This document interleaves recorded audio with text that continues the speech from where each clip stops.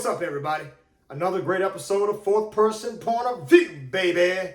And today's episode, we're doing a movie review.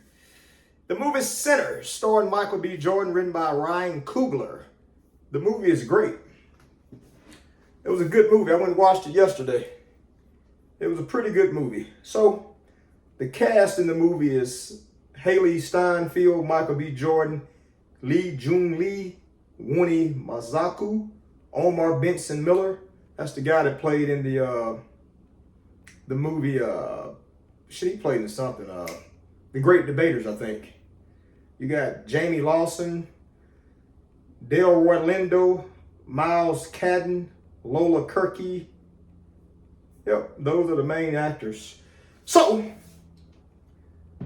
it's listed as a horror / adventure. I'm gonna give the movie 2 goddamn thumbs up.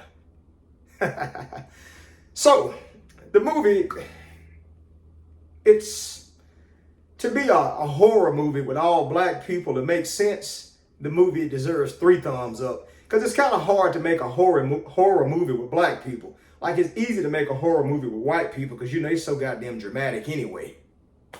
But for black people to have a horror movie, it has to piggyback off religion. And that's what this movie did.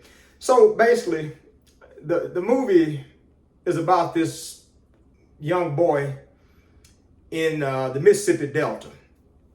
Now, he plays the guitar. And so he told his daddy he was going to play the guitar. And his daddy kind of told him, if you dance with the devil, he'll follow you home. So he had these 2 cousins, which is Michael B. Jordan and his twin. So they did like a little Nutty Professor type thing where you got Michael B. Jordan playing 2 roles, and it was great. And they bought a club. And I'm not going to tell too much of the movie, but the good part about it, when the young man that was, that's going to be Miles Cadden. So that's the young man that plays the guitar. So he plays at church, but he's playing at the juke joint. That's the one whose daddy was the preacher. So he finally got his chance to play the guitar. And they had this scene in there where the music he was playing had an ancestral connection. So it had his ancestors in Africa. It even had the people here in the United States with blues and jazz. Then he threw hip hop in there. So he was playing the guitar at the juke joint. And all those spirits was working through him. And the cool thing about the movie is those spirits, you can physically see them. Like, you can see them walking around. So that made it so powerful. It was so good, it caught the roof on fire, right? Then, make a long story short, if you break the movie down, this young man sinned. He slept with a woman who was married. And she was fine. That brown wench was fine. Hey, I'm talking Mississippi Delta, early 70s, 80s fine. Like, she could have hung out with Suge Avery on Color Purple fine with her brown ass. So he slept with a married woman, and then he ate her like a sucker. So I think that was one sin that contributed to this whole thing. Now, they had a white girl there, so I think she was biracial. And that character there is going to be played by, who played that? I think that's going to be Lola Kirks. Okay, no, that's Haley Steinfeld's character. So apparently her and Michael B. Jordan won. So remember I said Michael B. Jordan played a twin in the movie. So Haley Steinfeld she's playing like a biracial girl who apparently had sex with Michael B. Jordan's character back in the day, and he went to Chicago. Now he's back. So 3 white people come in, and they are the lamest bluegrass, hippie-ass white folks that you've ever seen. So they come to this juke joint playing this old bullshit music, and they want to get in. Now, at the beginning of the movie, this white boy was burning and he was running away from Indians. And he went into this white family's house, and he said, protect me from the Indians. So the Indians were looking for him, right? And when they came to this people that were poor white trash, basically, he went to their house for protection. So when the Indians pulled up saying, did a man come here? They said no. When the Indians left, the woman went in there, and the guy had killed her husband, so he then killed her. So if you take the symbolism of it, that only Indians and black people would have that type of spiritual connection to sense vampires and devils, which as a black person, you kind of can tell, you can call the damn white people devils or vampires. Like it kind of coincides with each other. You call them vampires because they're biting each other's neck. And I respect what's his name, Coogler? I respect him for that because, Ryan Coogler. I respect him the way they wrote this because the only other way you could get the demonic energy into another person is by touching or something. So the vampires is the way they get the demonic spirit inside of another person. So come back to the juke joint where the movie really takes place. These three white people came and they wanted to come into the club, the juke joint. And all the people like, hell no, what do y'all want here? You don't belong here. This is the vampire / demons. Now, the white girl that Michael B. Jordan had slept with years earlier, she said, hey, I know y'all want to make some money, so let me go talk to them. So keep in mind, they were vampires. So she left the juke joint, went out there and talked to them, and they bit her. She came back in the club and bit Michael B. Jordan one. So he was playing a twin, so she bit one character, and that's what opened up the goddamn demonic forces. Now, where it gets cool to be a horror movie for black people, after Michael B. Jordan 1, we're going to say Michael B. Jordan 1 and 2, because they were twins. They were twins, excuse me. We're going to say Michael B. Jordan 1, they busted in on him. Him and the white girl was having sex. Then she bit his neck. They busted in on him and her. And Michael B. Jordan 2 shot her. And when he shot her, she fell down, then got up and ran out. Now, this other character played by Wanmi Masaku, she's kind of like a New Orleans type woman, which perfect character is somebody from Louisiana that's into that voodoo shit. She can sense it. So she said, that's a Hank. Now, me being a country boy, I used to hear stories from my grandmother's twin sister, Aunt Theo. Aunt Theo was, her and my grandmother were born in the 1930s. I think 1930 on the money. This story was cool for me because I remember as a little boy hearing them and other people in my family talk about Hanks. Hanks. Let me give you the definition of a Hank, because some of y'all probably had never heard of a Hank, but I swear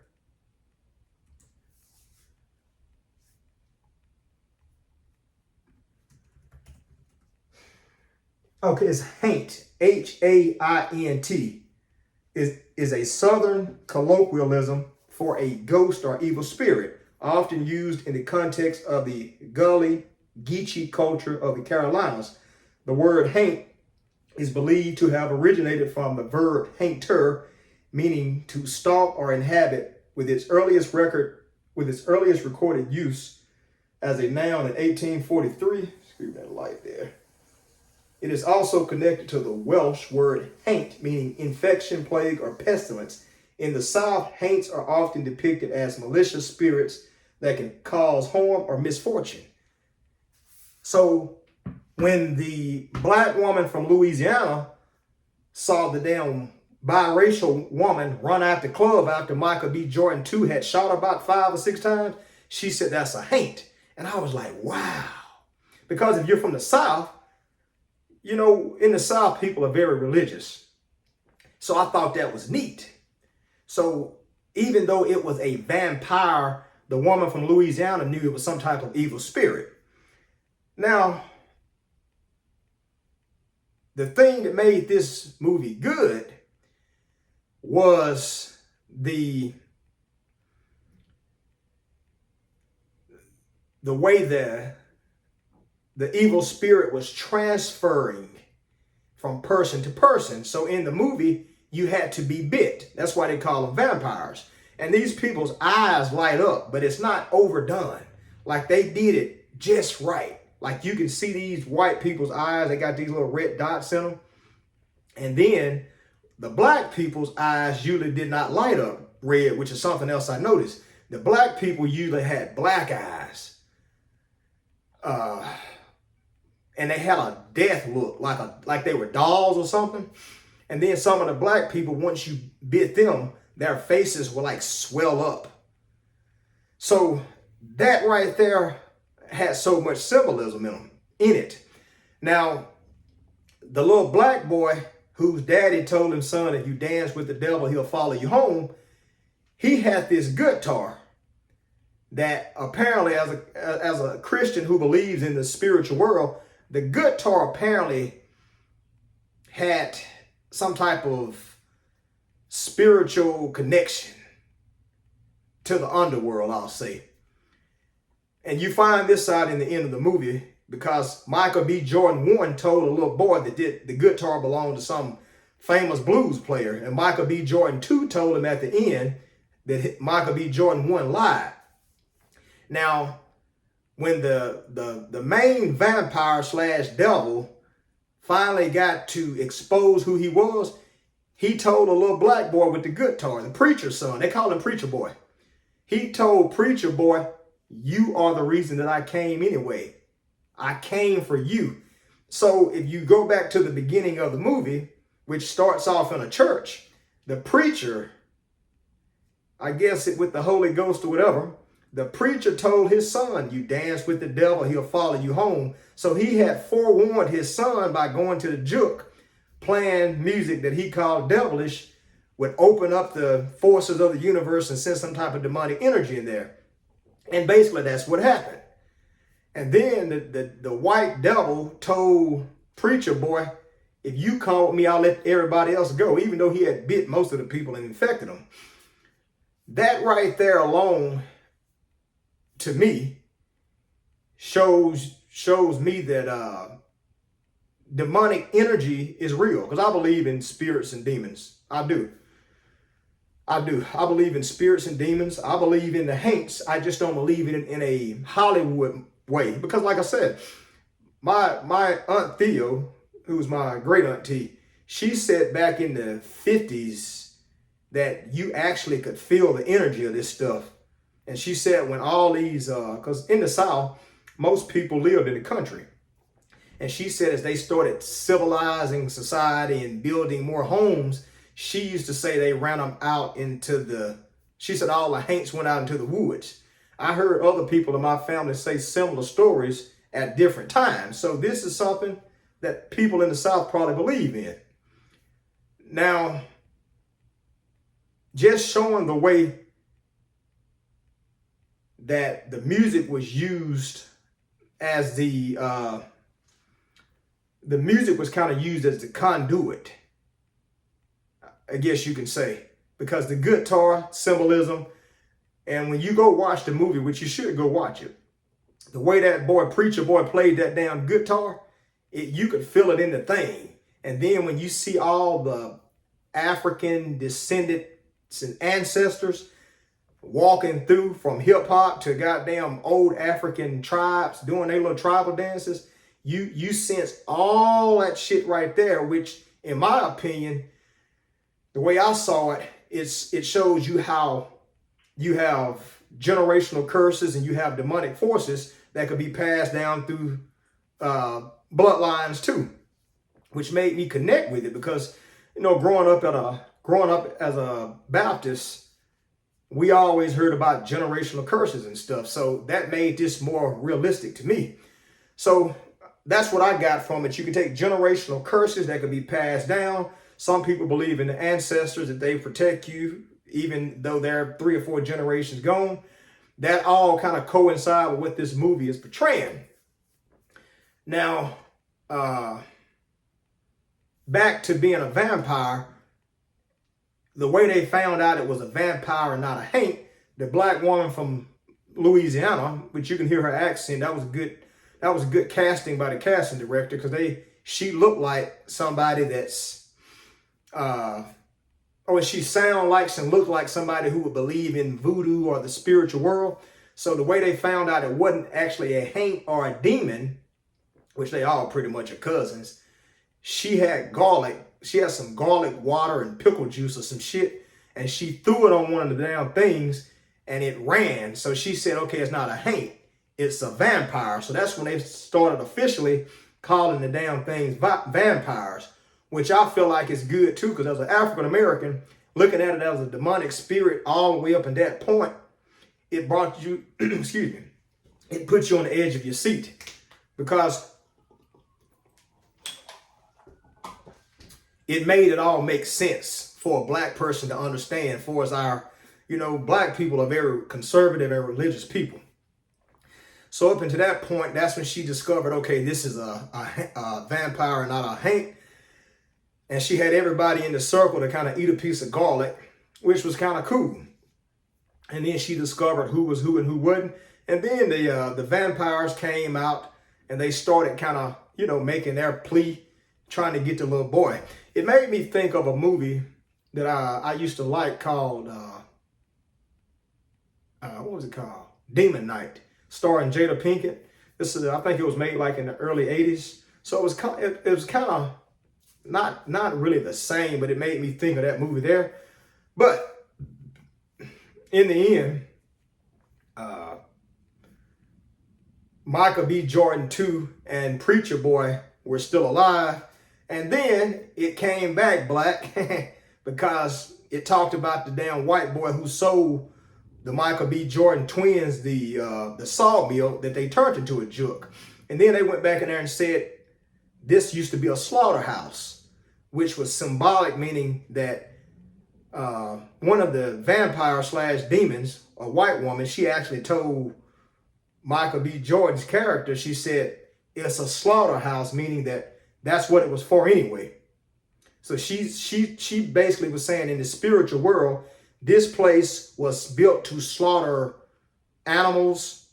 So it might have some type of demonic spirit lingering over it anyway. And you bought your ass here and you bought it. So everything that it was built for with your intentions. And in that case, Preacher Boy's daddy would probably say it was the devil's playground or the devil's house. Made it all make sense of basically what happened there. But in the end, it got so gangster because they kind of addressed a racial issue, because the man who sold him the damn thing was a devil white man, a Klansman. And then Michael B. Jordan 1 and 2 were actually veterans. So they had these machine guns. And so they killed the white devils in the end, because that's what the woman told them, like they were Klansmen anyway. And the guy in the end of the movie, basically, when he took Michael B. Jordan's money and gave him the club, he had already spoke to his white friends and told them, I guess we're going to let them open this club up. We're going to let them do what they do. We got the money. Then we're going to go back and shut it down and force them to leave. So he was a devil too. And Michael B. Jordan ended up killing him and all his devil KKK friends in the end, which the movie was good, man. It was one of the greatest black horror movies and religious symbolic movies that you probably gonna catch. I can't think of no more black movies that made sense. Because even a lot of the movies that have a white writer, a white serial killer, shall I say, some of them make sense, but a lot of them don't make sense, because it's kind of hard to make a scary movie. It is. It's kind of hard to make a scary movie that makes sense. And he did a great job with this. Like I said, he tied religion into it with the demons, the haints, and the vampires, and then the music. So it all made it make sense. Like it's something that you will go home and it'll make you have a thought in your mind like, okay, this might be the devil's music, or this might be a demonic thing, especially if you're from the South and you know how people talk about the juke joint. So if you go back and watch The Color Purple, you remember Suge Avery had a sister that was in the church, and Suge Avery went to the juke joint, so her daddy didn't really want to have anything to do with her. So that's how a lot of people in the South are raised, that, hey, sing for the Lord. So if you sing anything like rhythm and blues, they call it the devil's music. So it brings you in. So it's been 21 minutes. I'm done talking. I would give the movie 2 thumbs up. Shit, 2 thumbs and a pinky. It was a great movie. I think y'all should go check it out and watch it. I don't think you'll be disappointed. Like I said, it's a good movie. I'll probably watch it one more time. I'm not going to go watch it now. I'll wait till it come out. I went to the theater one time, but I think you should go watch it. I think you'll like it. But let me know what y'all think. This has been 4th Person Point of View, baby. I'm out.